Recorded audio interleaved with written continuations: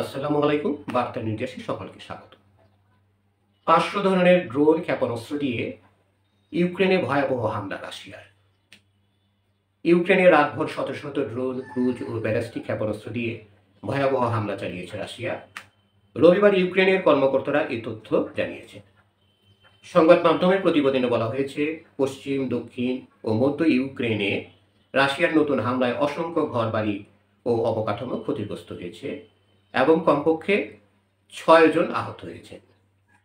দর্শক, একটু বলে রাখি, বার্তা নির্যাস আমাদের চ্যানেলটা সাবস্ক্রাইব করে আমাদের সঙ্গে থাকবেন।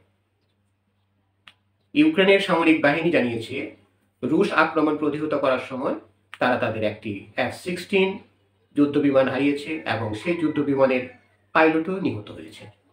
আঞ্চলিক গভর্নররা জানিয়েছেন, লাভিভ, পোলতাভা, মাইকোলাইভ সহ বেশ কিছু অঞ্চলে বিস্ফোরণের শব্দ শোনা গেছে। ইউক্রেনের সেনাবাহিনী জানিয়েছে, সর্বশেষ হামলায় ড্রোন, ব্যালিস্টিক ও ক্রুজ ক্ষেপণাস্ত্র সহ প্রায় ৫০০ ধরনের আকাশ অস্ত্র ব্যবহার করেছে রাশিয়া। ইউক্রেনের সামরিক বাহিনী আরও জানিয়েছে, বিশাল আক্রমণ প্রতিহত করার জন্য প্রতিরক্ষা বাহিনী সব উপলব্ধ উপায় মোতায়েন করা হয়েছিল।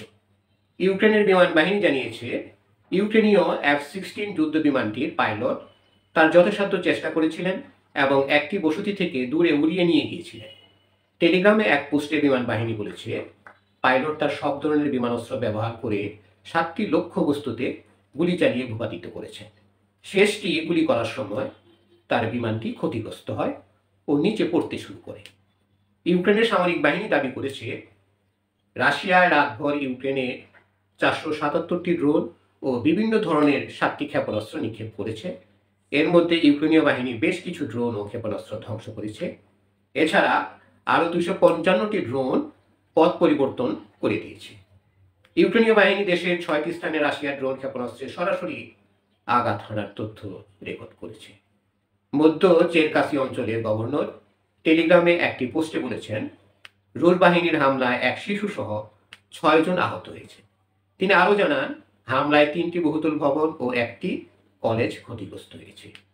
স্থানীয় কর্মকর্তারা বলছেন, দক্ষিণ ইউক্রেনের একটি অঞ্চলে শিল্প স্থাপনা ক্ষতিগ্রস্ত হয়েছে। দেশের পশ্চিমে অবস্থিত লভিভ অঞ্চলের গভর্নর বলেন, রাশিয়ার গুরুত্বপূর্ণ অবকাঠামো লক্ষ্য করে হামলা চালিয়েছে, তবে তিনি ক্ষয়ক্ষতির কোনো তথ্য দেননি। ধন্যবাদ আমাদের সাথে থাকার জন্য।